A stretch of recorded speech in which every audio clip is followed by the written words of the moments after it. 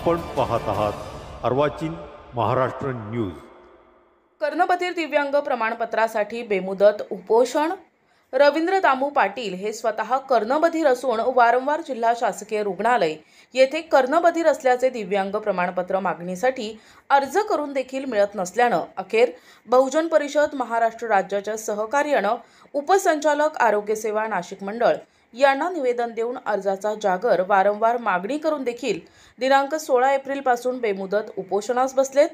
नाशिक जिल्हा रुग्णालय नाशिक यांच्याकडून सन 2022 ते आजपर्यंत देण्यात आलेल्या बोगस कर्णाबद्दल अपंग सर्टिफिकेटची चौकशी होऊन दोषी अधिकारी डॉक्टरांना तात्काळ कारवाई करण्याबाबत रवींद्र दामू पाटील हे स्वतः कर्णबधिर दिव्यांग बांधव शासकीय रुग्णालयासमोर बेमुदत उपोषणास बसले असून जोपर्यंत नाशिक जिल्हा रुग्णालय आणि समिती यांनी सन 2022 ते 25 कालावधीत कर्णबधिर दिव्यांग प्रमाणपत्र जे देण्यात आलेत आणि अनेक खोटी प्रमाणपत्र दिल्याचा संशय असून त्यांची उपसंचालक आरोग्य सेवा यांच्यामार्फत समिती नेमून पडताळणी करण्यात यावी आणि जे दोषी आढळतील त्या डॉक्टरांवर निलंबनाची कारवाई करण्यात यावी आणि मी स्वतः रवींद्र दामू पाटील कर्णबधिर दिव्यांग असून त्याबाबतच्या सगळ्या तपासण्या करून सादर करून देखील न्याय मिळत नसल्याने अखेर रवींद्र पाटील यांनी बेमुदत उपोषणाचा इशारा दिलाय।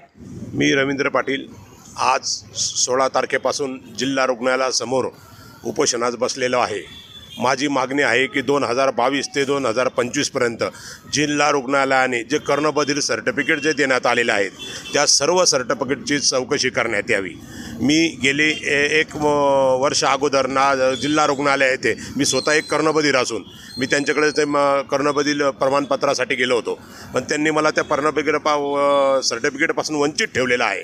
तर माझं एक म्हणणं आहे की मी कर्णबधिर असताना जर मला सर्टिफिकेट दिल्यानं आलेले नाही तर अनेक जे सर्टिफिकेट देण्या जिल्हा परिषदेचे शिक्षक असतील, पाणीपुरवठा विभागाचे कर्मचारी असतील, विविध बदल्यांसाठी ते वापरले जातात। मग त्या रुग्णालयांनी जे दिलेले आहेत ते असे बोगस असल्याचा मला 100% संशय असून मी माहिती अधिकारात तशी मागणीसुद्धा केलेली होती, पण माहिती अधिकारात सुद्धा त्यांनी मला माहिती दिली नाही, माहिती दळवण्याचा प्रयत्न केला। म्हणजे याचा अर्थ बोगस सर्टिफिकेट दिलं हे सिद्ध होतं। म्हणून 2022 ते 2025 पर्यंत जे बोगस प्रमाणपत्र देण्यात आले असेल त्याची सखोल चौकशी आरोग्य सहसंचालक यांनी करावी ही माझी मागणी आहे।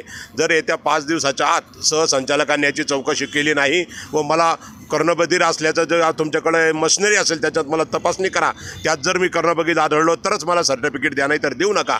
जर मला मिळालं नाही तर मी यापुढे तीव्र स्वरूपाचं आंदोलन करेल। संजय हिरे, अर्वाचीन महाराष्ट्र, नाशिक।